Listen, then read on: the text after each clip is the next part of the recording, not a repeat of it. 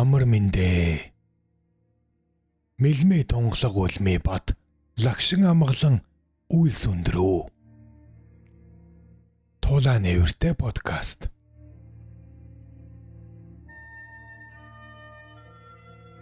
Хавааны иш охор бол худгийн гүнийг яаж мэдэх вэ? Холын бодол ахар бол хойчийн хэргийг яаж мэдэх вэ? Монгол ардын зүрэг.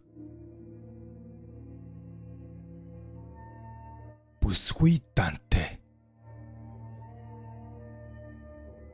Улиаста дах Манжамбны дэргэд алба хашиж байсан авар зэдмээрэн 1870 онд Сайн Ноён хан аймгийн Балжин засгийн хошуу руугаа буцаж явах замд авгай маахүн хөл хүнд болжээ. Төрсөн нутгийн зүг хөлгийн жолоо залж явхад заяаж байгаа үрдэ эцэг их нь ихэд бэлгшээжээ. 1871 онд охин төрөв. Ар халахад их алдар нэртэй Эрдэнэ бандит ламын гигант шав орж 5 дугаар дүр лувсан данзан цэрнлээ тогмод. 1862-оос 1907 он. Нийгэм соёл, урлагийн их зүтгэлтэн шинжлэгчээс охиндоо нэр хайрлахыг хүссэнд Данте гэж нэр хайрлажээ. Данте ширээ суудал гэсэн утгатай. Охин ихэд сэргэлэн ухаалаг ер бишийн хүүхэд болох нь хилд орсон цагаасаа эхлэн тодорсонд нутгийн ардууд ихэд бэлгшээдэг байжээ. Данте охин хүний яриаг ойлгодог болсон цагаасаа эхлэн аваараа бичиг үсэг заалгаад сурчсан. Хавиордоо магтагдан өсөж байтал түүнийг 7 настайд нь аав нь бурхандаа явснаар хар багаасаа өнчрөн зовлонд учирсан байна. Хэдэн жилийн дараа хошуу ноёны төрсөн дүү дондог тайж Дантен ээж маахүүтэй сууж эрэндөө буурлын нэг хүүхнийг Дантетэй төстэй гэж дуулаад сумын бичээж бүсгүйг ажиглав. Хянган дуу шулуун хамартай ихэд дүлгөөн сайхан харцтай хүн байжээ гэж бодов. Уран Данте 17 нас хүрч ихээсээ хагцж байсан үе. 1887 онд манай орны баруун хэдийн гадна оршдог Шинжааны нутаг Элийн голын чуулганы ноён очирт гүрдоогийн хатанаас барсан. Чуулганы ноён хүн хатангүй байж болохгүй. Энэ учраас ноёны хатан болох хүнийг сонгож авсан болохоор шарын, лалын, бөөгийн шашнууд тус тусдаа ном хурж, бөө удган бууж, мэрэг төлөгч болж тэр олон мэрэгч төлөгчд эцсийн эцэст нар гарах зүгт ихэд хол газар ноёны хатан болох сурвалжид бүсгүй байна гэсэн төлөв буусныг сонсгосон юм байжээ. 50 гарсан настай очирт гүрдөө ноёны их, 80 настай буурал ахаатан тэргүүтэй олон хүн ирж их инж сүү бэлэгтэйгээр ар халахын зүг гарсан юм байжээ. Халахын нутагт ирж сураг ажиг болсоор явж Сайн Ноён хаан төгс очрын садан 18 нас хүрч байгаа сурвалжид бүсгүй буйг мэдээд төгс очир ханд бараалхан дүүгэн Шинжааны өөлдийн ноёны хатан болохыг хүсв. Төгс очир хаан насны ялгаанд биш харийн ноён дүүгээ богтлохгүй гэж шийдэв. Тэртээ холоос ирсэн буурал ахаатныг хүндэтгэн шууд үгүй гэсэнгүй. Дүүгээс өөрөөс насуу өөрөө зөвшөөрвөл би яах вэ гэжээ. Сурвалжид бүсгүй өөрөөсөө 40 шахам ах хүний ихнэр яасан ч болохгүй гэдгийг мэдэж байсан буурал ахаатан гомдлын мөрт гисэн болов ханы дүүд хийсэнд би харийн хүний ихнэр болохгүй гэсэн юм гинвэлээ. Арга тасарсан өөлд ахаатан нутаг буцах замда Идүгээгийн Баян Хонгор аймгийн Галууд сумын нутаг тэр үеийн олгой өртөөний ойролцоо хонголохоор болж буудаллаж байтал аргал түүж явсан нутгийн хоёр бүсгүй холын гиждийн майханд ороод ирж тэр хоёрын нэг нь үрч аваа арагта жиргэж хийж явсан тохмоо барьж орж ирээд газар суулгүй дивсэн суусан гин. Тэр бүсгүй цай уйсан аяга газар тавилгүй нэг аргал аваад түн дээрээ тавьсан зэрэг нь ёс гормоо эрхэмлэн хүндэтгсэн гоо бүсгүйг хатан ахаатан ихэд сонирхон сурвалжилахаар шийдсэн байна. Холоос ирсэн өөлд хатан ёс заншлаа эрхэмлэн хүндэтгдэг гоо бүсгүйг судлан сурвалжилж богтлон авахаар уг ажлаа ихэд нууцлаг явуулдаг болжээ.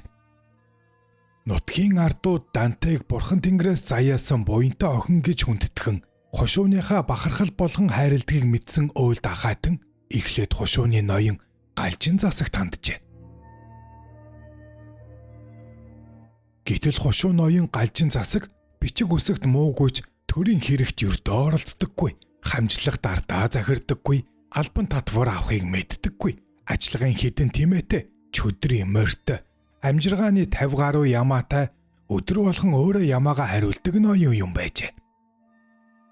Эхлээд өөрийгөө хожим нутаг хушууга ямаан зацгахын гэдэг хожтой болгосон ийм дорой ноён байжээ.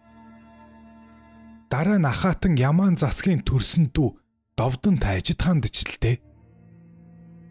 Энэ хүн олон түмэнд нэр хүнд муутай, арх авгаа эргүүлсэн бүтэлгүй хүн байжээ. Дантайн хойд эцэгт хэлэх нь явцгүйг мэдсэн ахаатан шууд хошуу туслагч түшмэл жанцанд хандаж авч явсан бэлгэсэлтээсээ өгöd хойдон жил их ёс төртөөгөр Данте хүүгийнхээ ихнэр болгон богтлон авахыг нууцаар даалгаж тохиролцсон байна. Жанцан туслагч балжин засаг ноёныхоо мулгууг ашиглаж дээд зэргээр завшин хошууны бүх эрхийг авсан хатуу хэрцгий зантай их совдөг хүн байжээ.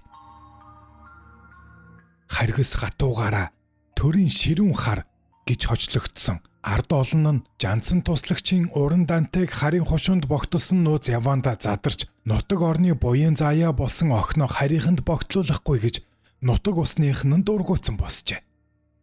Төрийн ширүүн харыг хошууны туслагчаас болиулж оронд нь цогт галдан гэдэг Монгол манж, Хятад уйгур, төвд хэл мэддэг өвгөн буурлыг болгоё гэж шаардсан байна.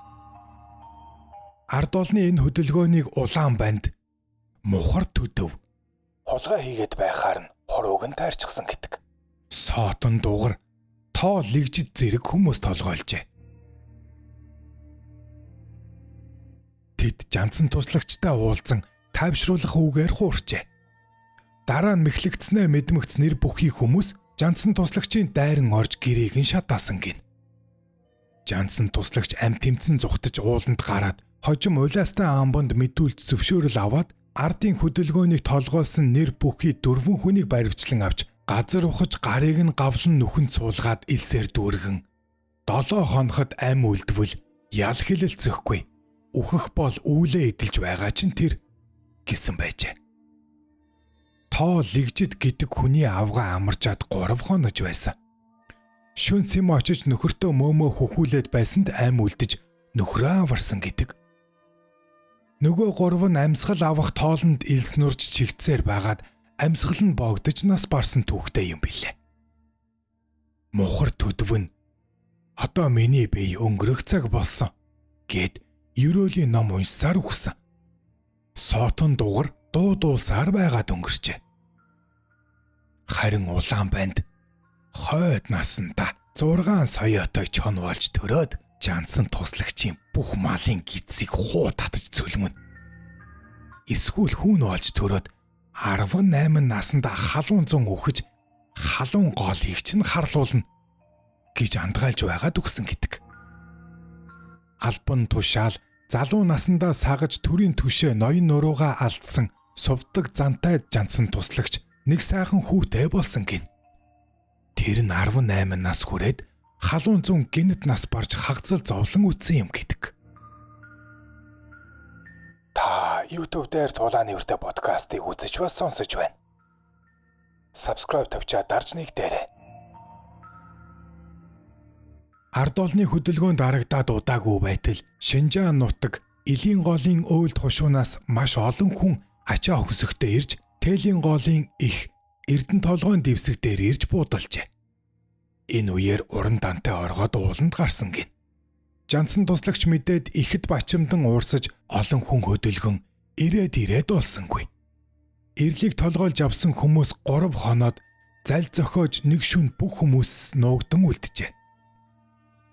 Тэлийн голын ихний уулын асгад нуугдсан Данте 3 хоногийн дараа үүрээр арын модонд горхиноос ус сууж амныхаа цангаа гаргаж байгаад баригдсан түүхтэй. Данте бүсгүйг харин хушууны ноён хатан болгож богтолсон найр хэд хоног үргэлжилсэн нь ард олны санаа сэтгэлийг тайвшруулах зорилготой байжээ. Найрт очсон том хүнд дээлийн өнгө, хурган ямбүү, хүүхдэд тойгон ямбүү, чихэр таваг бэлэглэж байжээ. Энэ найран дээр 10 гаруй настай байсан хүү хэлэхдээ хачин царайтай янзын хувцастай хүмүүс царан дээр дүүрэн хурган тойгон ямбүү тавьж хүмүүст өгөөд байсан. Надад чаваг мөсөн чихэр тойгон ямбүү өгсөн гэж ярьж байснаас үцхэд их бэлэгтэй ирсэн юм билээ. Уран Дантег өргөн залах нэрээр хорж байсан гэрээс нь гарган алс хоолын замд гарахад учиргүй уйлан гашуудаж үдэж байгаа хүмүүс ч ихэд уй гашуу болсон юм билээ. Алс явах замд гарууд тээлийн хийдийн өмнө очиод Данте намайг жуузнаас гаргаач, би бурхандаа мөргий гэж гуйсан ёсоор түр зогсож жуузнаас гаргасан.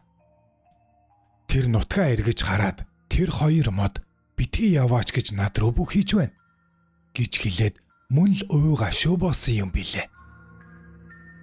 100 шахам жилийн хугацаанд уул хоёр мод дарих болтлоо хөгшөрснийг 1970 онд би очиж үзээд авч явсан эдэний дээжээ өргөсөн билээ.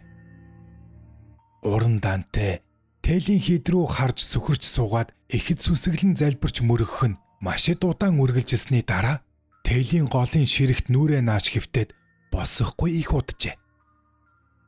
Ноён хатан болгон авч явсан хүмүүс ингэж хөвтөд байж болохгүй. Ноёны хатан хүн бол тэнгэр язгууртай буйнаа эдлэн жаргаж байдаг их хувь заяатай хүн гих зэргээр ятгажээ. Данте босохгүй хөвтөд л байж. Бүсгүй газар нутаг ах トゥ ард олондоо хичнээн хайртай болохыг нүдээр ажиж мэдсэн хүмүүсийн зарим нь авсан бэлгийг нь буцаагаад өгье. Дантег явуулахаа болий гих дуу гарсанд жансан туслагч ихэд уурсаж хүч хэрэглэн жуудсанд нь хийжээ.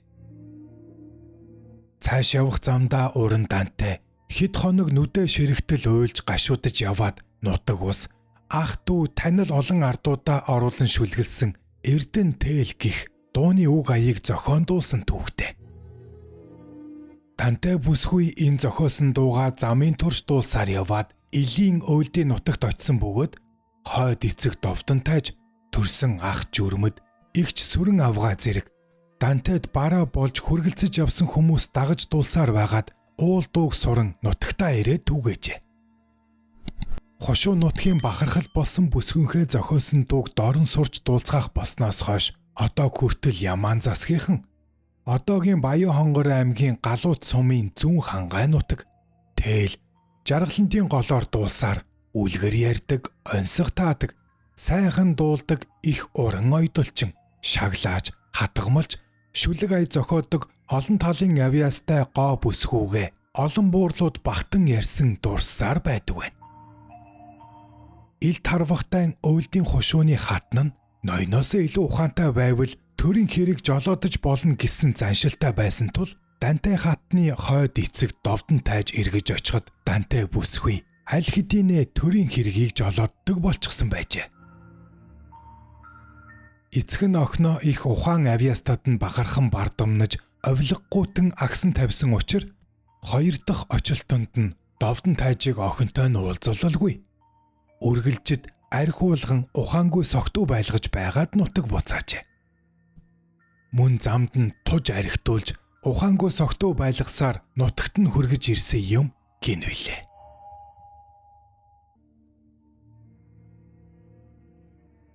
Та YouTube дээр Тулааны үртэй подкастыг үзэж ба сонслоо.